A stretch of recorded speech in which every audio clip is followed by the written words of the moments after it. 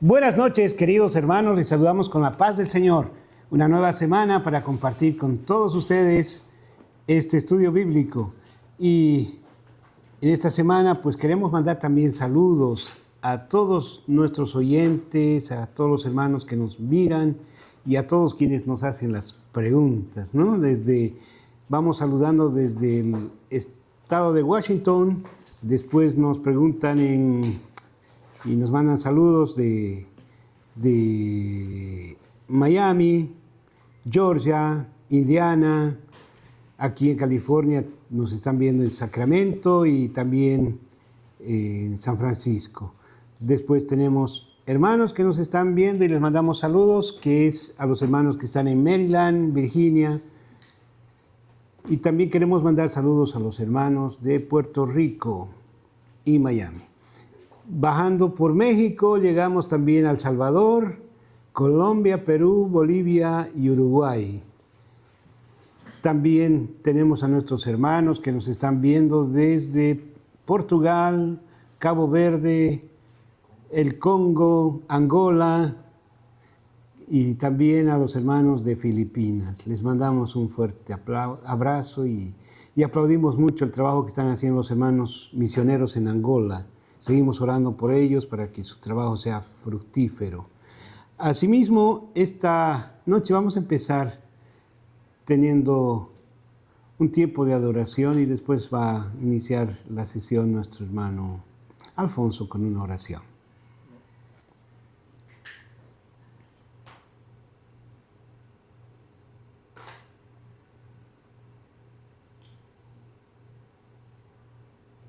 ¿Tú vas a hacer la oración? No, Alfonso va a hacer la oración y tenemos después el tiempo de alabanza. ¿Ahorita mismo? Sí. ¿La oración? Sí. Bendito Padre Celestial, Señor, te damos gracias, Señor, por una nueva oportunidad de estudiar tu palabra, Señor. Bendícenos, Señor, bendice a nuestro pastor, bendice a todas aquellas personas que estamos aquí en este momento, Señor, compartiendo todos los estudios, Señor, que se nos han otorgado, Señor, para hoy. Te pido, Señor, también por todas las personas que nos escuchan, Señor, a través de las redes sociales, Señor, bendícelos, Señor, en cada uno de sus lugares donde ellos estén, Padre Santo. Bendícenos una vez más, Señor, para poder llevar a cabo este estudio, Señor. Todo esto te lo pedimos en el nombre de tu Hijo amado. Amén y amén. Amén.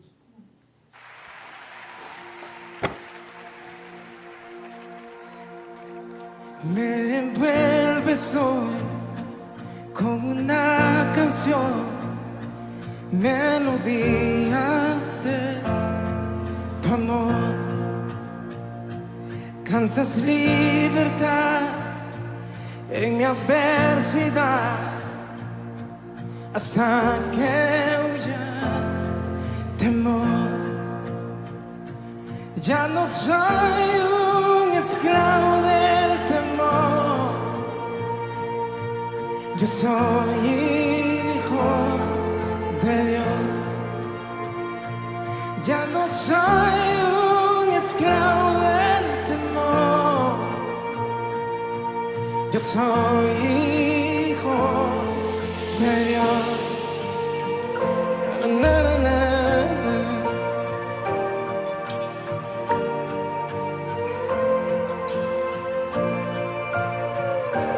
Desde el vientre fui escogido en ti, me llamo el amor. De nuevo nací, recibido en ti, tu sangre en mí fluyó. Ya no soy un esclavo del temor, yo soy hijo de Dios. Ya no soy un esclavo del temor, yo soy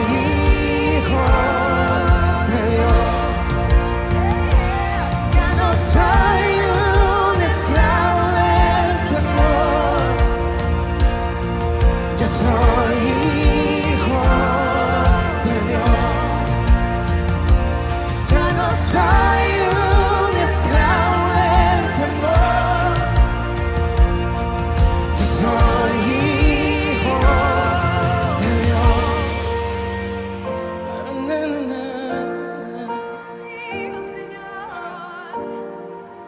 Levanta tus manos y estoy rodeado y por los brazos del Padre estoy rodeado por canciones de libertad. Fuimos liberados de ataduras. Que levante sus manos aquí. Somos los hijos y las hijas. Cantaremos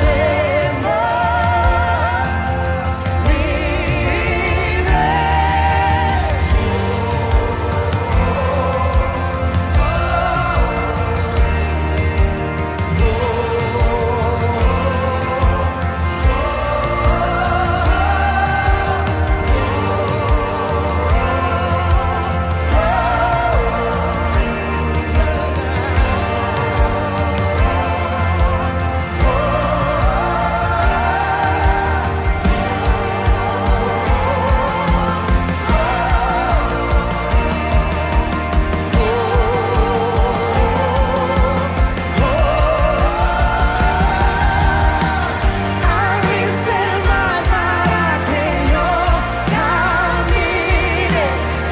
Tu amor ahogó todo el temor. Me rescataste y yo cantaré. Yo soy hijo de Dios. Abriste el mar para que yo camine. Tu amor ahogó todo el temor. Me rescataste y yo cantaré. Yo soy hijo de Dios. Por tu gracia yo soy hijo de Dios. Yo soy hijo de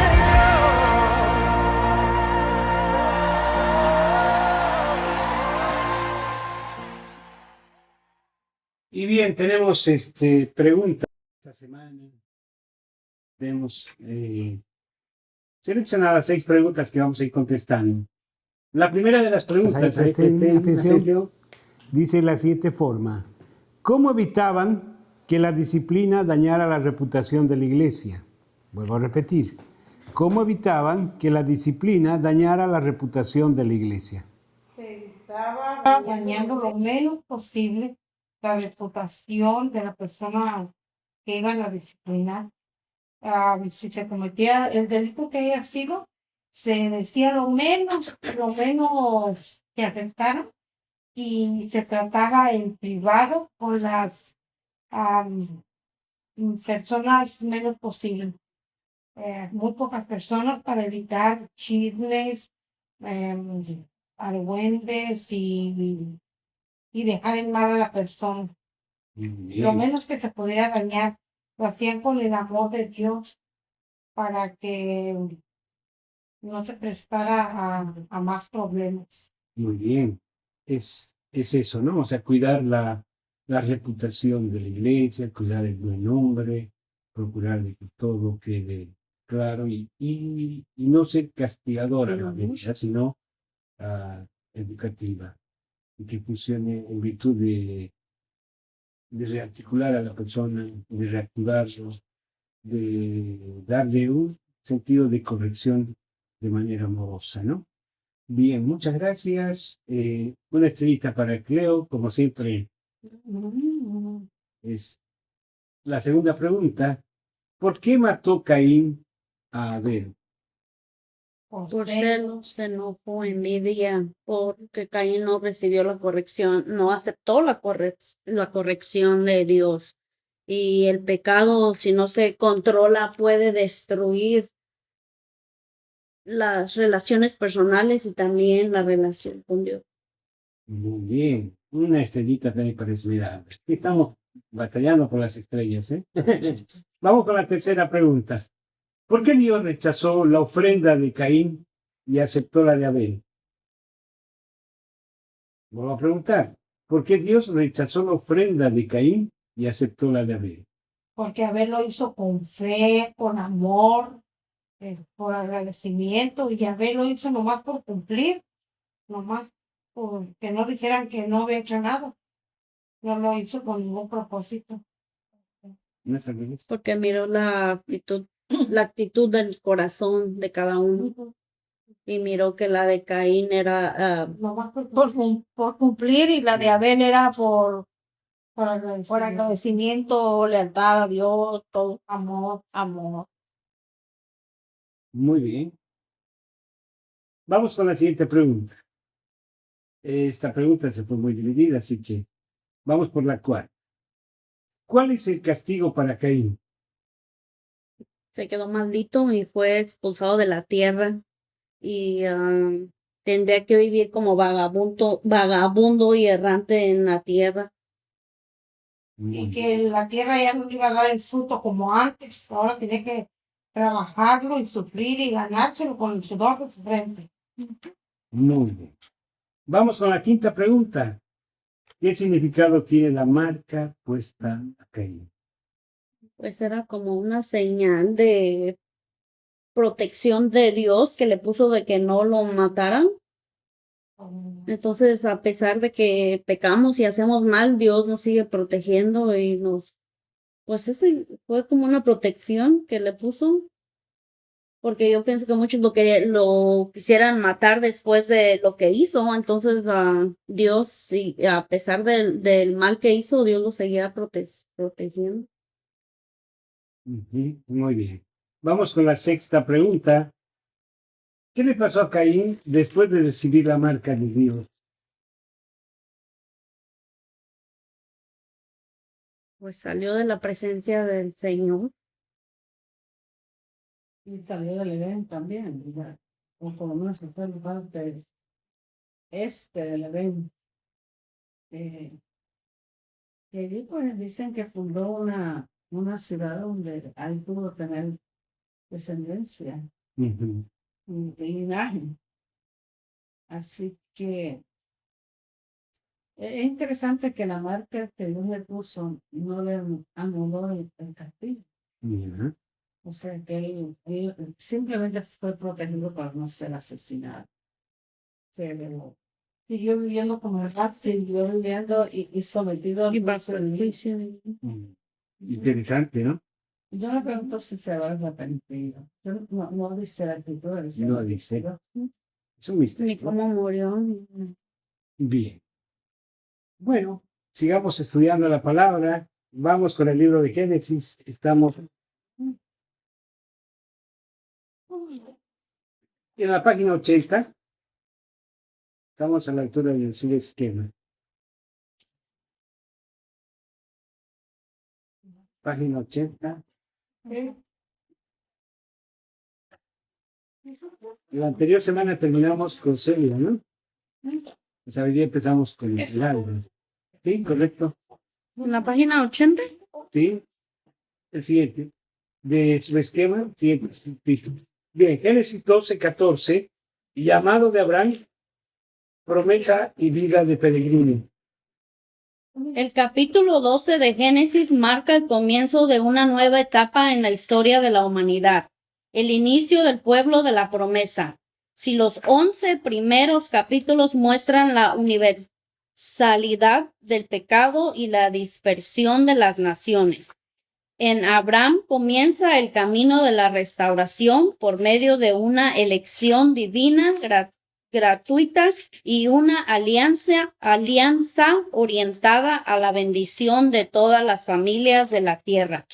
En este hombre, Dios traza el plan de redención que alcanzará su plenitud en Cristo. El llamado de Dios y la promesa. Génesis 12, 1 a 9. Dios irrumpe en la vida de Abraham sin previo aviso y sin méritos humanos que lo justifiquen en un contexto idólatra. Josué 24:2. La gracia soberana elige a un hombre común para iniciar una nueva historia con la humanidad. El imperativo sal de tu tierra marca una ruptura radical con el pasado y una estratega total a la palabra divina, pues Abraham debe abandonar seguridad, identidad y herencia terrenal para confiar únicamente en la guía de Dios. Las promesas son 3 y están interconectadas. Tierra, símbolo del espacio donde la fe se concentra en obediencia. Descendencia, señal de la continuidad del plan divino más allá de las circunstancias humanas. Bendición universal, proyección misionera del pacto anticipado que en Abraham serán benditas todas las familias de la tierra. Muy bien, aquí hacemos una. Cuando es llamado, Abraham tiene tres promesas concretas. ¿Hasta ver cuáles son? Ya habríamos hablado la anterior semana, pero recuerdan. Sí, esa tierra, Tierra, una nación nueva. Sí, descendencia y la bendición universal.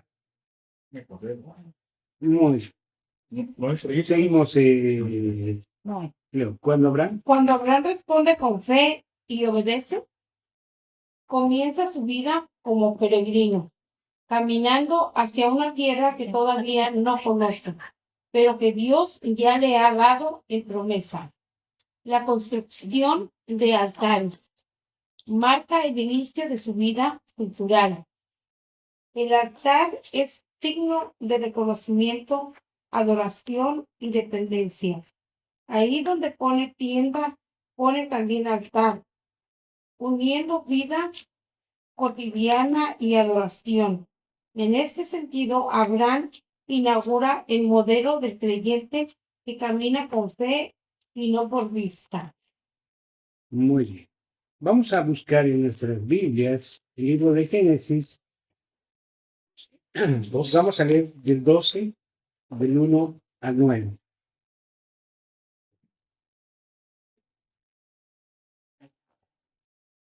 Génesis 12, del 1 al 9. Sí, 12, del 1 al 9.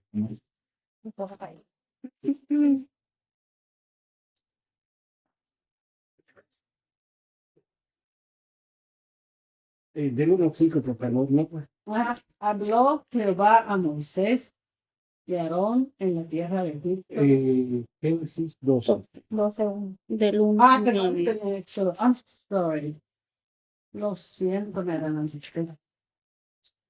Génesis 12, del 1 al 5. Pero Jehová tenía dicho a Abraham: vete de tu tierra y de tu parentela y de la casa de tu padre a la tierra que te mostraré. Y haré de ti una nación grande y te bendeciré y engrandeceré tu nombre y serás bendición. Bendeciré a los que te bendijeran y a los que te maldijeran, maldiciré. Y serán benditas en ti todas las familias de la tierra. Y se fue Abraham como Jehová le dijo. Y Lot fue con él. Y era Abraham de edad de 75 años cuando salió de Harán.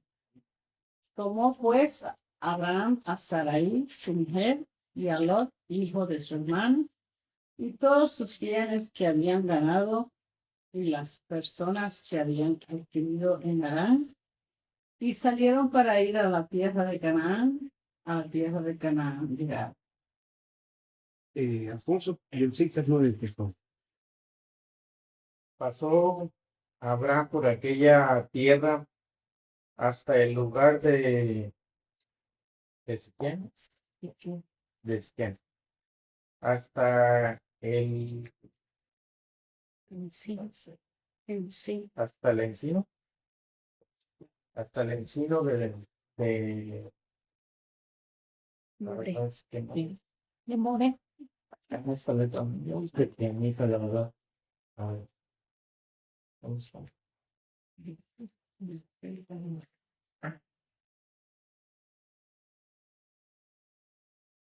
Ok.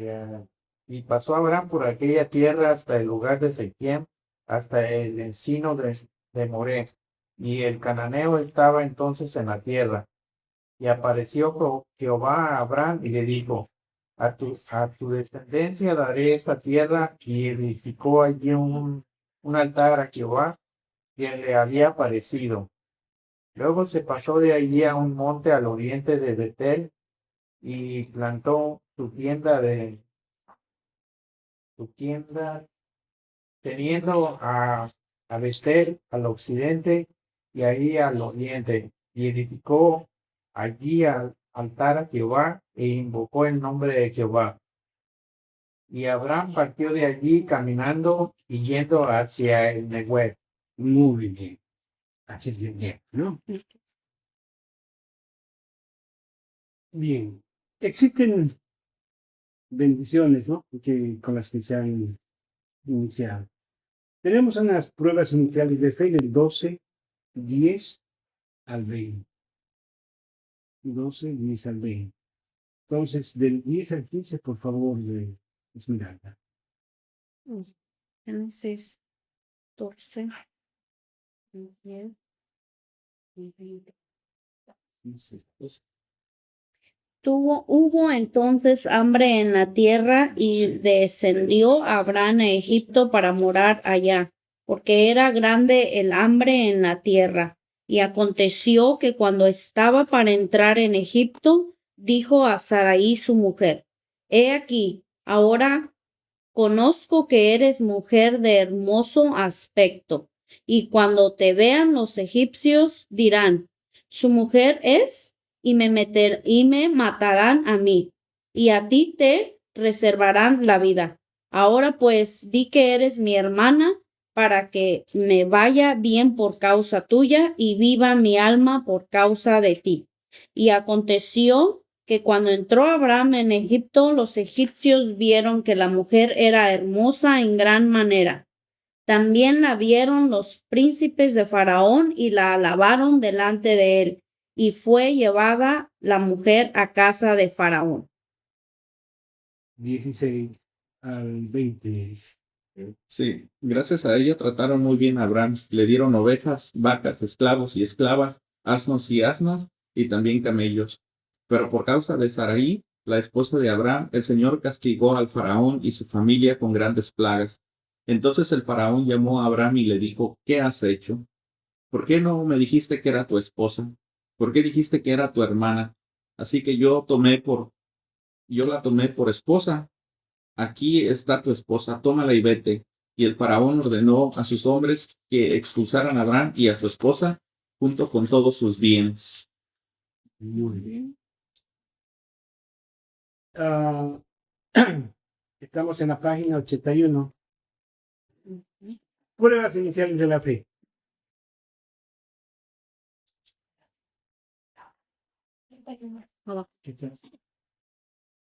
Pruebas iniciales de la fe, Génesis 12, 10, 20, lo que estaban en mi mano. El descenso a Egipto provocado por el hambre representa la primera crisis de la fe. Abraham, que confió en la palabra de Dios, ahora actúa con temor y estrategia humana, exponiendo a su esposa y poniéndose en riesgo. Aquí se revela que la fe no es perfecta desde el inicio. Dios educa al creyente a través de las pruebas y caídas. Aun cuando Abraham falla, Dios permanece fiel. Interviene para proteger a Sarai y restituye el orden, mostrando las promesas divinas no depende de la perfección humana, sino de la gracia del que llama. Este episodio muestra cómo el creyente en su peregrinar alterna momentos de confianza con otros de debilidad, pero Dios sigue siendo el garante de su propósito. Muy bien. Pasamos a la página 93. 93, ¿no? 93. Hermano, ¿qué es garante? El que garantiza, el fiador. En la página 93 tenemos el título siguiente, que dice Abraham en Egipto. Fe probada, temor humano y fidelidad humana.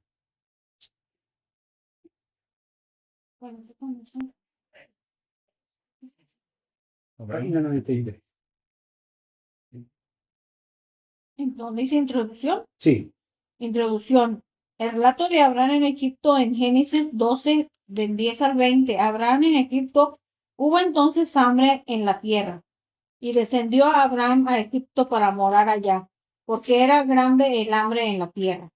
Aconteció que cuando estaba para entrar en Egipto, dijo a Sarai su mujer, he aquí ahora conozco que eres mujer de hermoso aspecto. Cuando te vean los egipcios dirán, sus mujeres, y me matarán a mí y a ti te reservarán la vida. Ahora pues di que eres mi hermana, para que me vaya bien por causa tuya, y viva mi alma por causa de ti. Y aconteció que cuando entró Abraham en Egipto, los egipcios vieron que la mujer era hermosa y de gran manera. También la vieron los príncipes de Faraón y la alabaron delante de él. Y fue llevada la mujer a casa de Faraón, e hizo bien Abraham por causa de ella. Y él tuvo ovejas, vacas, asnos, siervos, criados, asnas y camellos.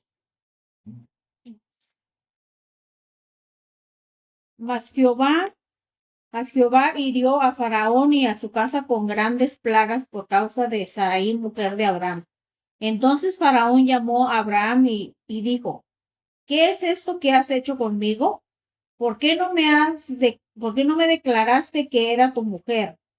¿Por qué dijiste es mi hermana, poniéndome en ocasión de tomarla para mí por mujer? Ahora pues, he aquí tu mujer, tómala, vete. Entonces Faraón dio órdenes a su gente acerca de Abraham y le acompañaron, y a su mujer con todo lo que tenía. muy bien. Es la misma lectura que tuvimos hace poquito y vamos a ir haciendo el análisis. Constituye uno de los episodios más reveladores de la vida del patriarca. Después de recibir el llamado divino y las promesas de tierra, descendencia y bendición, Abraham se enfrenta a una crisis concreta. Hubo hambre en la tierra. La narración pone de manifiesto la tensión entre la promesa recibida y la necesidad inmediata entre la palabra de Dios y la lógica de la supervivencia. Sí. Desde una perspectiva teológica, el pasaje no debe leerse simplemente como un tropiezo moral aislado, sino como un cuadro de la fragilidad de la fe humana y la firmeza de la gracia divina. Abraham había obedecido al salir de Ur, pero en Egipto su obediencia se vuelve parcial. Actúa sin consultar a Dios y recurre al temor y a la estrategia humana para preservar su vida. Y el texto, por tanto, muestra que una fe genuina puede coexistir con inmadurez, miedo y decisiones defectuosas. Muy bien. Es lo más humano que se puede mostrar, ¿no? Lo más humano es la verdad.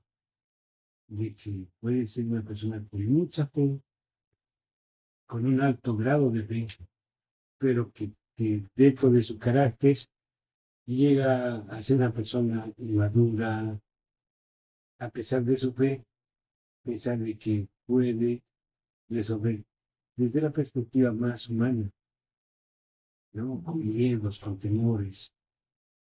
Mucha gente, por ejemplo, no se arriesga a ganar por temor a perder.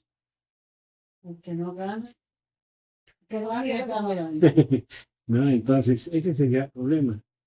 ¿no? O hay algunos que quieren ganar, pero no compran ni siquiera el billete de lotería. Ese es el otro problema. Un ejemplo, Quieren aferrarse a lo que ellos consideran que tienen seguro. En este caso, lo único O que seguro le era, da seguridad. en el caso de ¿no? Abraham, dice, ¿no? Si va a Egipto me matan. Para Tenía quedarse con mi un mujer.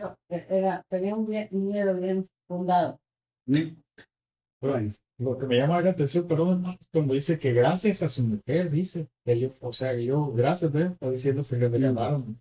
todas cosas. O sea, Da un puño de cosas. belleza de ellos. No te Claro. hablaba. Sí, o sea, ellos pensaban que vamos a alegrar al cuñado. Y, Sí, para después quedar con ella. Pero pues ya encacharon la mentira, era más razón para que lo hubieran matado, ¿no? Pues, pero estaba ahí la cosa. Dios que ayuda a los méxicos. A los guapos. pero también dicen algunos escritores, ¿no? La mentira ni siquiera es completa, Pero porque Saraí tiene un parentesco. Eso, sí. Pero es interesante cómo a veces la mujer se ve como Lea con Raquel, ¿verdad? Que tú eres útil. Pero es que ella no reaccionó, aceptó lo que le dijo el marido. Y no dijo, Ya lo no, corrigió. no le resistió, no hay ninguna advertencia. Vamos con observaciones que iniciaron. El verbo descender hacia Egipto no es solo geográfico. En la narrativa bíblica suele señalar un movimiento hacia un espacio de prueba, ambigüedad y tentación de confiar en recursos humanos. Además, el texto subraya que Abraham morar allí como extranjero, lo cual refuerza su vulnerabilidad en una tierra ajena. La ausencia de una referencia explícita a la consulta a Yahvé resalta narrativamente que Abraham actúa por iniciativa propia y no por discernimiento espiritual. Muy bien. Eso es lo que vamos viendo, ¿no? Continuamos Así es. con el hambre en la tierra. La apertura del episodio es breve pero decisiva. Hubo hambre en la tierra.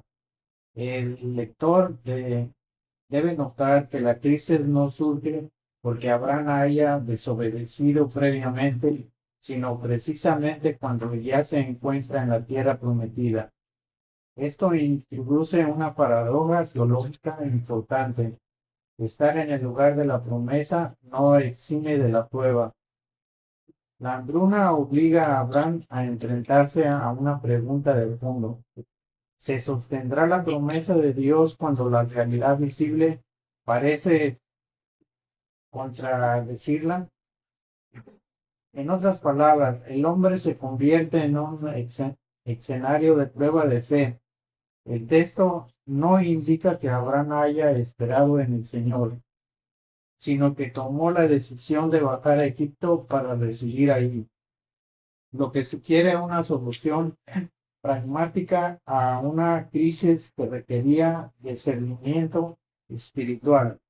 Egipto aparece así como el lugar donde la seguridad aparente compite con la confianza en Dios. Muy bien.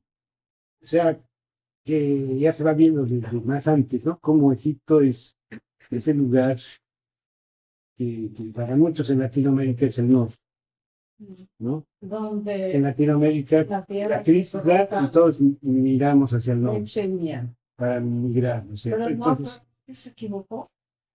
No es ser el lugar donde Dios te no, pone. él le mostró Canaán, no le mostró Egipto. Exacto. ¿Y por Pero qué es- se va allí?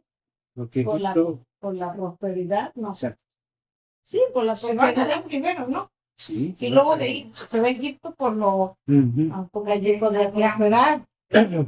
Así es. Hasta estuvo dispuesto a dar su mujer, te puedes imaginar. El temor de Abraham. La narración gira cuando Abraham percibe el peligro que representa la belleza de Sarai. Él teme que los egipcios lo maten para quedarse con ella. Su reacción es diseñar una estrategia de autopreservación. pedirle a Sarai que diga que es su hermana. Aunque la afirmación tiene una base real de parentesco, la intención comunicativa es engañosa. Se trata de una verdad a medias usada como instrumento de ocultamiento. Aquí aparece un problema teológico y moral de gran peso. Abraham, el receptor de las promesas, actúa como si su seguridad dependiera de su astucia. En vez de confiar en que Dios puede protegerlo, intenta resolver el conflicto por cálculo humano. El temor no solo debilita su fe, la reconfigura. La obediencia se convierte en autoprotección y la prudencia en manipulación. Muy bien. Entonces ya, eso es lo que veníamos diciendo, ¿no? Hay medias verdades que se manejan para justificar, pero el hecho es el hecho, no pasa por esta situación. Vamos con la observación exegética sobre la hermana.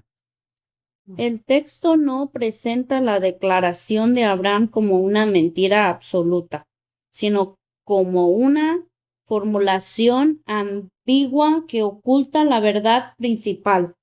Esa ambigüedad es importante porque muestra que el pecado en este pasaje no es simplemente falsedad técnica, sino la desfiguración intencional de la verdad con fines de control.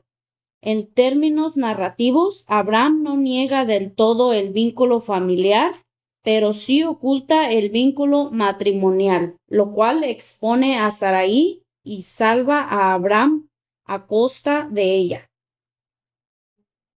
Vamos a comentar lo siguiente. Vamos a Sarai llevada a la casa de Faraón.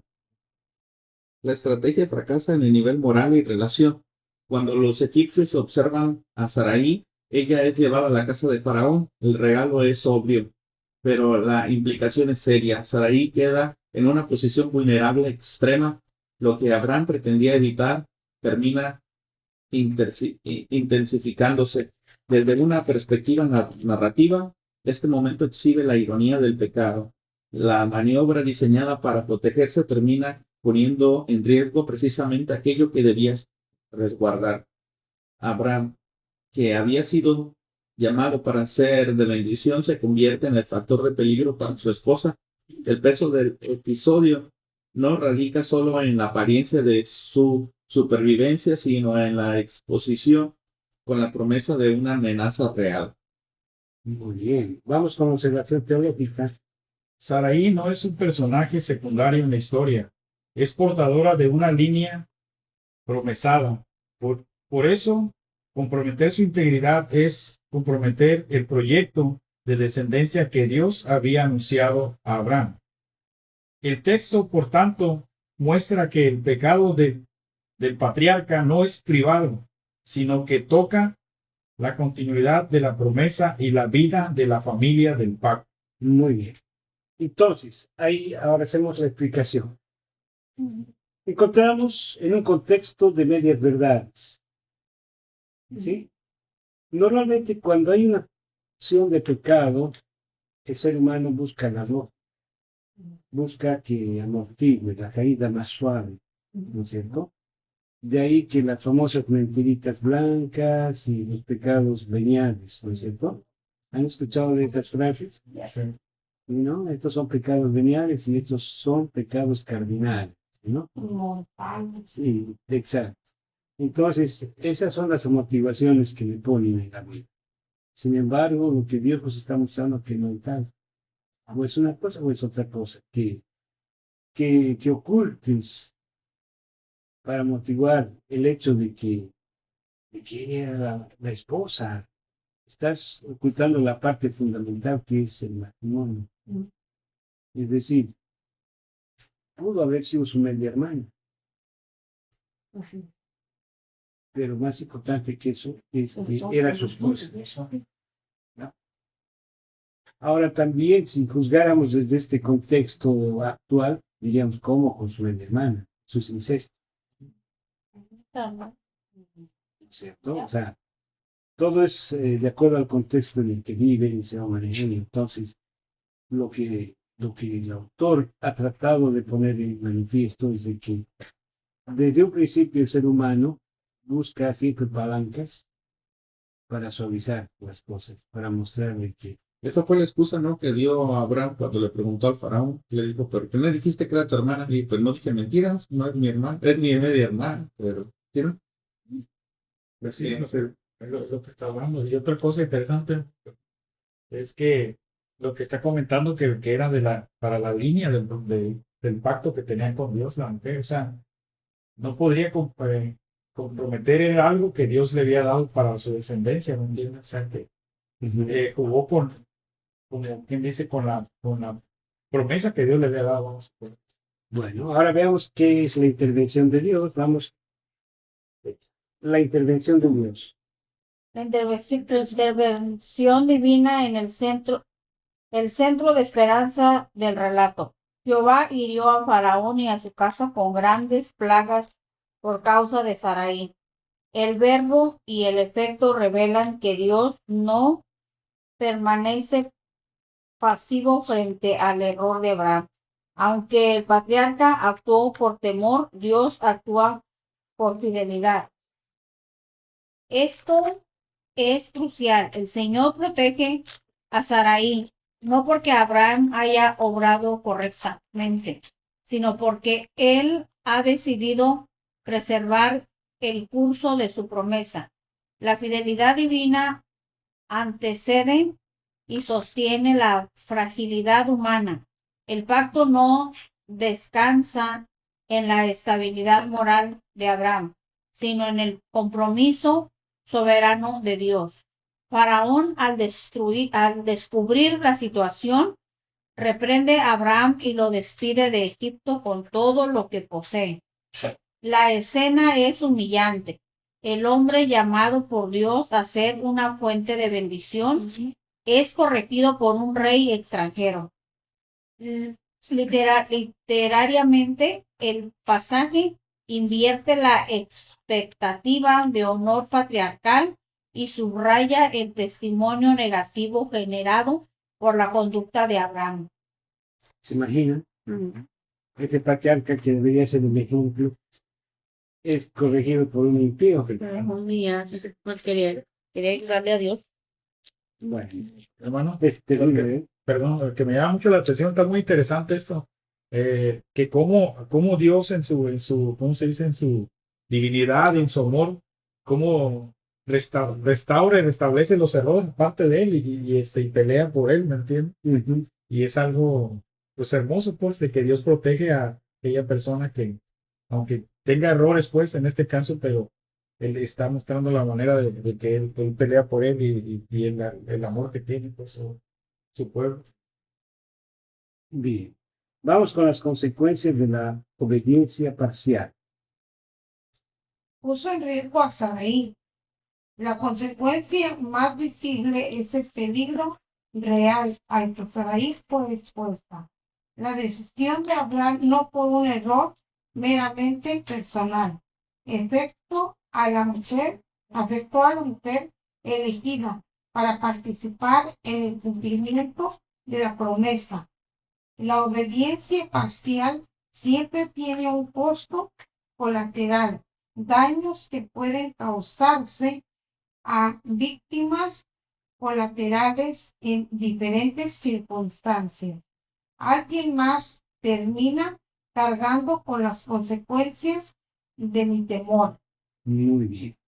Es decir, que toda expectativa que se tiene, si es mal manejada, va a causar daños colaterales. Sí. Pero no hay pecado que no cause daños, o sea, que solamente sea el que ha pecado y punto. Siempre va a haber daños colaterales en personas que quizás no tenían por qué sufrir esta situación. Y si ustedes se ponen a analizar en casos concretos de la vida real, van a encontrar miles, ¿no? Miles. Un hombre que bebe en una fiesta y sale a manejar y de repente atropella, ¿no? Ese es un daño causado. Afecta A la vez, la familia del niño que fue atropellado y muerto, es probable que los padres terminen en una pelea campal, porque no cuidaron al niño, porque no hay responsable, y terminan así en situaciones trágicas. Entonces, siempre va a haber daños colaterales ante toda actitud de pecado, ¿no? Por ejemplo, yo tengo un ejemplo más simple. Normalmente ocurría esto cuando yo era chico, ¿no? Tenía muchos amigos que antes tenían esos teléfonos de disco, ¿no? Y llamaban, por ejemplo, en esas épocas se compraba de la tienda y les hacían el apunte en una libreta en la tienda, ¿no? Entonces uno iba y anotaba en la libreta lo que estaba sacando y luego llamaba a la semana, llamaba la dueña de la tienda y decía, fulano de tal, me debes tanto, se hace la cuenta. Entonces la gente, a veces que no tenía para pagar inmediatamente, decía, dile que no estoy. Mi mamá dice que no estoy, no está. Entonces, ese niño iba a la escuela dominical y le enseñábamos que el pecado es malo, que mentir y todo eso.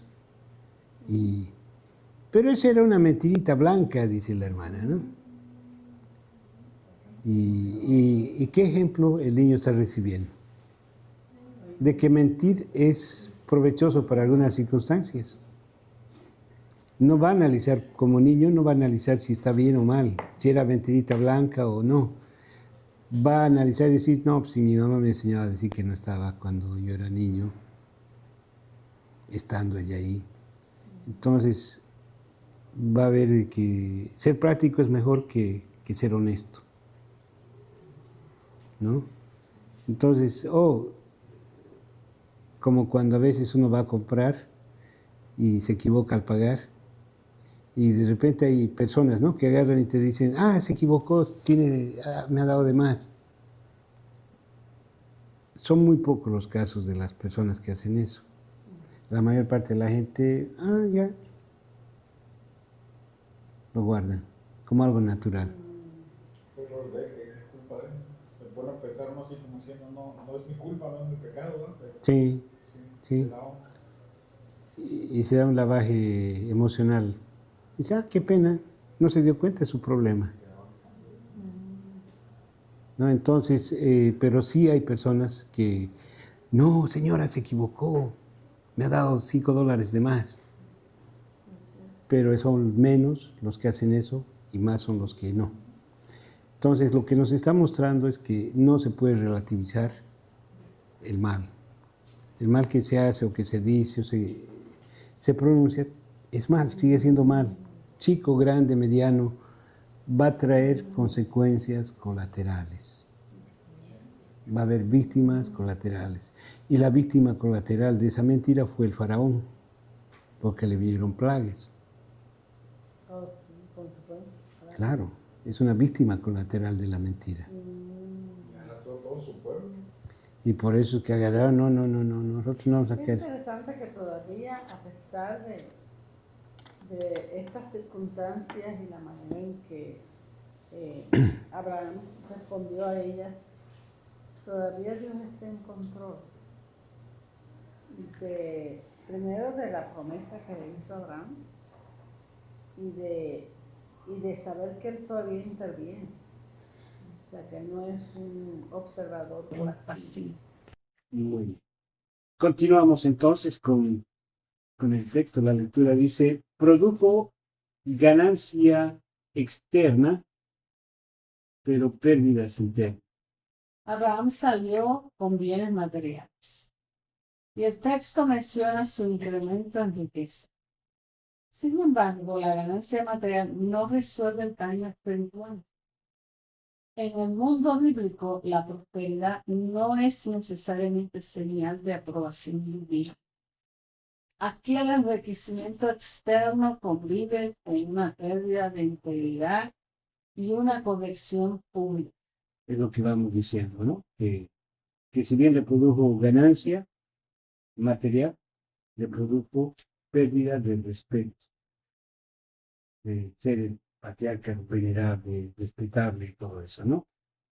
Lo cogieron fragante Así es. fuera de base. Dejó huellas en el futuro familiar. La narración también proyecta su sombra hacia adelante. La tensión entre confianza y temor reaparece más tarde en Génesis 20, cuando Abraham vuelve a presentar a Sara como su hermana. Génesis 21, de 1 al 18, Abraham y a Abimelech. Y allí partió Abraham a la tierra de Neguev y acampó entre ¿cómo? Entre Cades y Shur. Cades y Shur. Habitó como forastero en Gerar. Y dijo Abraham de Sara, su mujer, es mi hermana. Y Abimelech, rey de Gerar, envió y tomó a Sara. Pero Dios vino a Abimelech en sueños de noche y le dijo, he aquí, muerto eres a causa de la mujer que has tomado, la cual es casada con marido. Mas Abimelech no se había llegado a ella y dijo, Señor, ¿matarás también al inocente? Muy bien. Hacemos un alto ahí. ¿Se da cuenta? El pecado vuelve a surgir por segunda vez. Continuamos, Celia, con el 5.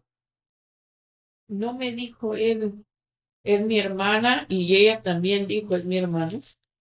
Con sencillez de mi corazón y con limpieza de mis manos he hecho esto. Y le dijo, Dios en sueños. Yo también sé que con integridad de tu corazón has hecho esto, y yo también te detuve de pecar contra mí, y así no te permití que la tocases.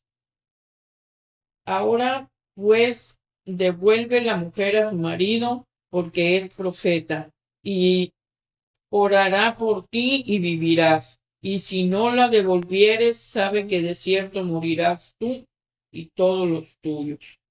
Entonces Abimelech se levantó de mañana y llamó a todos sus siervos y dijo todas estas palabras en los oídos de ellos, y temieron los hombres en gran manera. Hacemos una. Pero, Seguimos la escena. ¿Dan cuenta? Dios se revela en sueño. Causa temor, pánico. Miren, segunda cosa tremenda. Vamos con el versículo 9. Después llamó Abimelech a Abraham y le dijo, ¿qué nos has hecho? ¿En qué pequé yo contra ti que has atraído sobre mí y sobre mi reino tan grande pecado? Lo que no debisteis hacer has hecho conmigo. Dijo también Abimelech a Abraham, ¿qué pensabas? ¿Para qué hiciste esto? Y Abraham respondió, porque dije para mí, ciertamente no hay temor de Dios en este lugar, y me matarán por causa de mi mujer. Y a la verdad también es mi hermana, hija de mi padre, mas no hija de mi madre, y la tomé por mujer. Muy bien. Entonces, Era su media hermana. aquí es. O sea, Es lo que decíamos. O sea, son verdades a medias. Pero, no dijo mentira, no dijo la verdad. Completa. media verdad. Vamos con el versículo 13, Pedro. Y cuando Dios me hizo salir errante de la casa de mi padre, yo le dijo, esta es la merced que tú harás conmigo, que en todos los lugares donde lleguemos digas de mí, mi hermano es. Y entonces Abimelech tomó ovejas y vacas y siervos y siervas y se los dio a Abraham y le devolvió a Sara su mujer. Y dijo a Abimelech, he aquí mi tierra está delante de ti, habita donde bien te pareciere. Y Sara dijo, he aquí he dado 1000 monedas de plata a tu hermano. Mira que él te es velo y para todos los que están contigo, y así fue vindicado.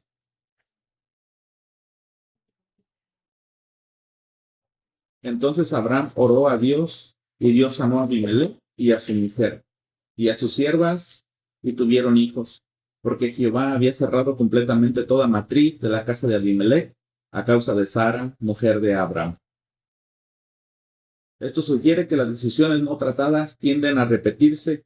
La obediencia parcial, aunque no destruya de inmediato, deja patrones que pueden resurgir con fuerza en etapas posteriores. Muy bien. Entonces, para concluir, 2 veces la misma historia en diferentes circunstancias y se repite. ¿Por qué? Porque no se cortada de raíz. Entonces, ¿qué nos sugiere eso? La historia sugiere de que tiene que trabajar más con el patriarca, ¿no? Para que él entienda de que hay cosas que no se deben, son modelos que no se deben repetir. Hermano, una pregunta. Yo encuentro en la Biblia y he visto que también causa de que Abraham estuvo, pues no estaba preparado en sí para ser todavía un líder. Dios no estaba preparando mediante todos los errores que tuvo. Por eso fue que estuvo mucho tiempo, hacia grosso modo, dando tumbos para un lado y otro, por las decisiones que él tomaba. O sea, no estuvo a la altura, pues no estuvo. Entonces, todas las cosas que pasaron fueron para que él tuviera una preparación, ¿verdad? Está formando, ¿no? Está preparando ya ese patriarca, ¿no? Vamos con ¿por qué la obediencia parcial no anuló la promesa de Dios? ¿Por qué la obediencia parcial no anuló la promesa de Dios? La clave teológica del pasaje está en que la promesa de Dios no depende de la perfección de Abraham, sino en la fidelidad del Dios que llama a la narración. Confirma que el pacto no se cancela por el fracaso del patriarca. Dios no revoca lo prometido por causa del pecado humano, aunque sí disciplina, corrige y preserva el propósito. La promesa permanece porque su fundamento es la iniciativa soberana de Dios, no el desempeño impecable de Abraham. En otras palabras, el fracaso humano no tiene la última palabra. El Señor corrige a su siervo, lo rescata del error, y protege la línea redentora. La gracia no absuelve el pecado, pero sí sostiene al creyente dentro del proceso de la formación. La obediencia parcial no anuló la promesa porque la promesa había sido dada por la iniciativa soberana de Dios. El cumplimiento no descansaba en la impecabilidad de Abraham, sino en la fidelidad de aquel que llamó a Abraham. Por eso la historia de Abraham no es solo la historia de un hombre débil, sino también la historia de un Dios persistente. Muy bien. Entonces, ¿recuerdan cuando hablamos de promesas? Y pactos son promesas, ¿cierto? Cuando hay un pacto, es Dios el que dice que propicia ese pacto. No es el hombre, no Dios. Dios es el que propicia ese pacto, el pacto en Abraham. Entonces es Dios que se mantiene fiel, remando, apoyando. Y el hombre tiene esa promesa por el cumplimiento de ese pacto. En esa promesa el hombre a veces cae, está media máquina, pero está la fidelidad de Dios que nos sigue sosteniendo como el salvavidas. Que se aferra, ¿no? El que está en el lado. Bien, vamos a hacer un alto hasta aquí, que es donde vamos a iniciar la próxima semana. El tiempo es nuestro peor enemigo, ¿no? Interesante, lástima. No nos da. Sin embargo, pues vamos a ir trabajando siempre, ¿no? Leyendo estas partes, volviendo a leer. Y estaremos también preparándonos para las siguientes preguntas que nos. Vamos a tener un tiempo de oración para despedirnos y vamos a pedir que nuestra hermana Celia nos despida hoy en oración. Bendito Padre Celestial, te damos gracias en esta noche por cada una de tus palabras y todo lo que hemos podido aprender, Padre Celestial. Te pedimos que nos sigas ayudando, Señor, que podamos, Padre Celestial, llevar a cabo tu palabra en nuestras vidas y el propósito que tú tienes con nosotros. Nos despedimos de este lugar, pero no de tu presencia, Señor. Te pedimos que nos acompañes a nuestros hogares y hacer que siempre tomemos en cuenta, Padre Celestial, tu palabra y que consultemos contigo, Señor, para tomar cualquier acción. Nos ponemos en tus manos en el nombre poderoso de Cristo Jesús, Señor nuestro. Amén y amén. Hasta la próxima semana. Que el Señor les bendiga.